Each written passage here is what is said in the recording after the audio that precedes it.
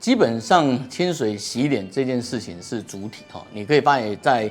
脸部的接触性皮肤炎，甚至身上接触性皮肤炎，医师都会叫你说你把所有东西停掉，但在科学上这个叫做去除干扰因子，所以我们常常会叫病人说用清水洗脸。那只是我们进入肌肤监测以后，这个大概是20几年前了。我们进入肌肤监测以后，突然间发现说，如果你清水洗脸够长，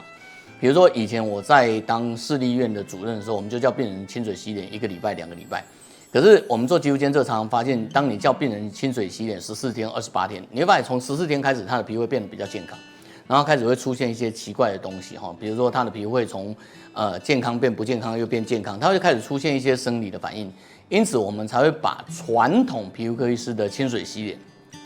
拉长到至少14天。14天的过程主要是这样，清水洗脸这个是我们整个皮肤科医学界的重点。当你发现刺激的时候，我们就是把刺激因子拿走。那这个是一个至少科学上的比对方式哈，你就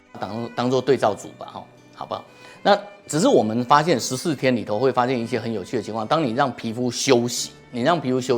它才有能力做反应。因此，如果你把传统皮肤科医师的清水洗脸拉得更长，你会发现一开始他的皮肤是改善的，后来他的皮肤是恶化的。然后恶化以后，它会奇怪的排出一些奇怪的东西，你就是清水洗脸就可以了。所以类似你去跑步的时候，你就开始排痰啊，你就开始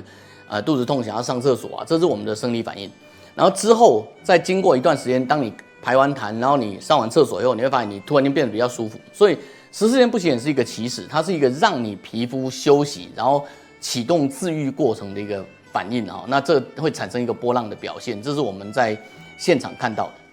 洗脸要不要用洗面乳，应该分2段谈。如果你是正常人，其实你是可以用洗面乳。那我们要求清水洗脸，并不是我们反对洗面乳，而是2个理由。第一个理由是，来找我们的人都是敏感肌已经受伤到很厉害，那这些人他们稍使用洗面乳就受伤了，因此在所有的皮肤科医师，不是光我们所有皮肤科医师都会请他们这时候停洗面乳。所以第一个，敏感肌受伤很严重的没有资格用洗面乳。第二个，在我们说实验的对照组跟那个实验组来说，我们总需要一个比对嘛。那你把洗面乳停掉以后，我们可以观察皮肤在没有洗面乳干扰的情况下，因为跟各位讲一下，我以前遇过一个病人，我跟他说你回去洗脸轻一点，然后他说对，他洗脸很轻，他只是洗面乳搓50下这样，然后你就说50下听起来不多，可是你就看到哇这样洗所以当他不再用洗面乳的时候，其实你可以比较标准化他的休养过程所以因此很多的皮肤科医师不只是我们在叫病人清水洗脸的时候，事实上是会停洗面乳。因此这题的答案是这样的，就是说如果你正在休息，你希望让皮肤休养，你想要知道清水洗脸真正的结果，请你把洗面乳啊、化妆水啊、乳液啊都停掉。我们要观察皮肤真正的休养的表现。但是如果你是正常人，在适度的情况下，你其实是可以用洗面乳的，这个我们不反对。